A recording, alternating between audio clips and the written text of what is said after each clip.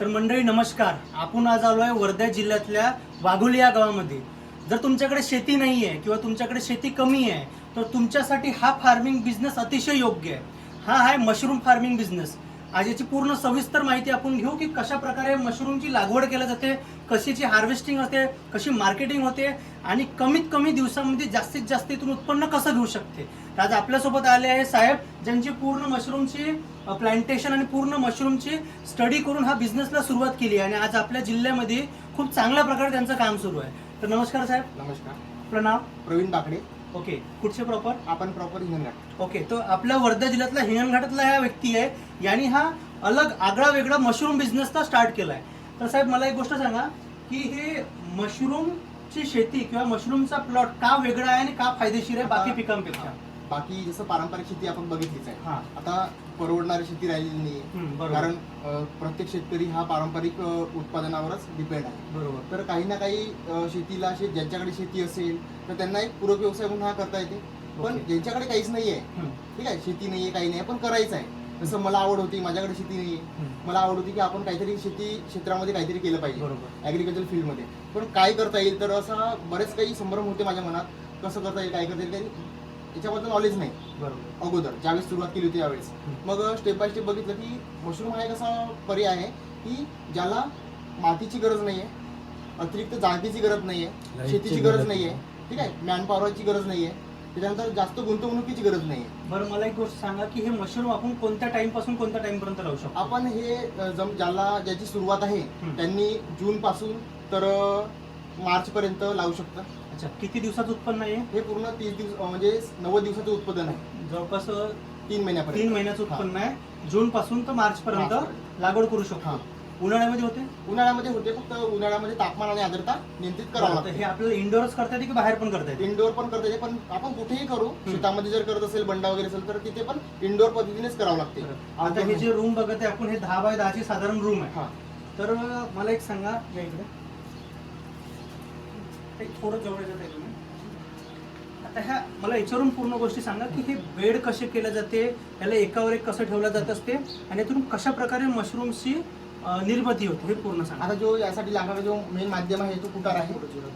कुटार कुठले असू शकते, सोयाबीनचं, तुरीचं, गव्हाचं, ठीक आहे. त्याच्यामध्ये त्याला निर्जंतुक केला जाते, स्टरलाइज, कारण की त्याच्यामध्ये बॅक्टेरिया, फंगस वगैरे असते, तो निर्जंतुक झाला पाहिजे. त्याच्यानंतर मग आपण याच्यामध्ये लेअर वाईज पद्धतीने स्पॉनिंग वगैरे करत असतो. 3 ते 4 इंचीची कुटाराची लेअर असते. त्याच्यानंतर स्पॉनिंग असते. एक बॅग तयार करण्यासाठी जवळपास 100 ते 120 ग्राम बियाणं आपल्याला त्याच्यात ऍड करावं लागते. ओके. आणि हे जे तुम्ही तर कट वगैरे मारले आहे, ठीक आहे, हे कट कशाचे आहे? आता आपण नॉर्मली काय करतो, पहिला प्रश्न का विदाऊट कट मारल्याने येऊन जाते, पण जेव्हा त्याला पाणी वगैरे मारावं लागते, आणि पाणी वगैरे आतमध्ये गेलं पाहिजे, त्यासाठी मग आम्ही याला कट्स मारत असतो. ओके. आणि हे जे साहेब मशरूम दाखवत आहे हे कोणत्या व्हेरायटीचं मशरूम आहे? हे आपली ब्ल्यू ऑयस्टर व्हेरायटी आहे. Blue oyster. हा. ओके. याचा फायदा काय नेमका? मशरूमचा फायदा असा आहे की याच्यामध्ये प्रोटीनचं प्रमाण आहे, विटॅमिन्स आहे, मिनरल्स आहेत, जे शरीरासाठी लागणारे जे घटक आहे त्याचे याच्यामध्ये पूर्ण त्याचे गुणधर्म आहेत. ओके. तर साधारण ह्या एका बेडमध्ये किती किलो कुटार वगैरे टाकला? त्याच्यामध्ये जवळपास 3.5 किलो कुटार असते, ठीक आहे. त्याच्यामध्ये याची जे प्लास्टिक आहे हे जवळपास 16 ते 22 इंचाची असते साईज तिची. ओके.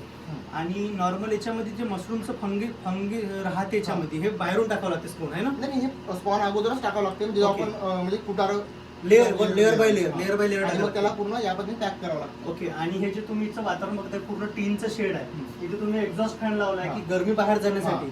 बरं, यासाठी काही फॉग वगैरे लागतं? फॉगर सिस्टम पण लावू शकतो. ओके. आता आम्ही तेच लावणार आहोत, कारण की उन्हाळ्यामध्ये ह्युमिडिटी मेंटेन करणं थोडंसं कठीण जाते. ओके, बरोबर आहे.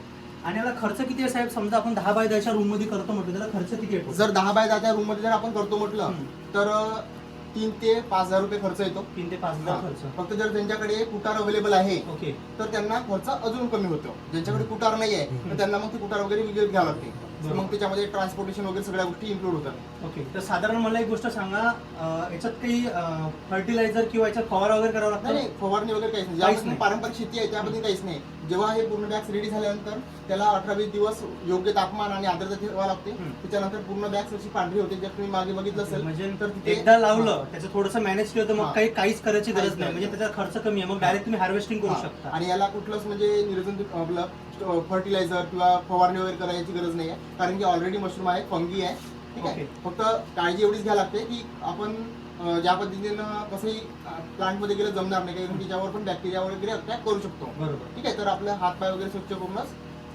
आतमध्ये जावं लागतं. ओके. तर मला एक सांगा, मग याच्यातून उत्पन्न किती होते? इथं- पर्टिक्युलर एका बॅगचं पकडतो म्हटलं ना, आज जिथे तुमचा प्लॉट आहे हां. त्याचं मला पूर्ण सांगा की तिथून उत्पन्न कसं होतं? याच्यामध्ये उत्पन्न एका बॅग मधून आपल्याला जवळपास जे फ्लश येतात ना, जसं बंच टाईप पद्धतीने फ्लश येतात, तर ते जवळपास त्याचं वेट 500 ते 600 ग्राम असते ओके. एका बंचचं. ठीक ठीक आहे. आहे. तर असे बॅगीला 3 ते 4 बंच येतातच. एकच ओके. बंच येत नाही असं नाही. ऑलमोस्ट जर आपण ॲव्हरेज काढतो म्हटलं तरी सरासरी 600-700 ग्राम पर्यंत एक बॅग आपल्याला एका क्रॉपमध्ये फ्लशिंग देते. ओके. ठीक आहे. आणि मग याच्यातून 3 महिन्याच्या याच्यामधून हा पूर्ण जवळपास किती बॅग्स आहे? पूर्ण किती बॅग याच्या? ह्या पूर्ण 60 बॅग्स आहेत. 60 बॅग हा. आहे. ओके. तर ह्या 60 बॅग मधून टोटल पूर्ण इन्कम किती होते 3 महिन्यामध्ये? त्याच्यामध्ये जवळपास आपण 60 बॅग्स आहे. त्याच्यामध्ये आपण जर समजा 30 किलो पकडलं, ठीक आहे, 30 किलो मध्ये जरी आपण 10 किलो विकलं 400च्या भावाने, तरी 6000 ते होते. पुढील आपण ट्राय करून पण आपण 600-900 रुपये किलोने खरेदी करतो. साधारण जर 200 बॅगचं राहिलं तर किती उत्पन्न होऊ शकते जास्त होतात. अंदाजे? 3 आता 150 बेडचं आहे तर याच्यामध्ये 30-35 हजारचं होते, तर त्याच्यामध्ये 10-15 हजार ऍड होणार. ओके. तर बघा शेतकरी मित्रांनो, तुम्ही जर मशरूम बिझनेस करण्याचा आयडिया करत असेल तर आपल्या भागामध्ये होते, सक्सेसफुल आहे आणि सिद्ध झाला आहे. आणि हा जो कन्सेप्ट नवीन आहे, मार्केटमध्ये मशरूमची डिमांड आहे, पण काही गोष्टींचं नॉलेज नसल्यामुळे आपण मशरूमच्या शेतीकडे दुर्लक्ष करतो.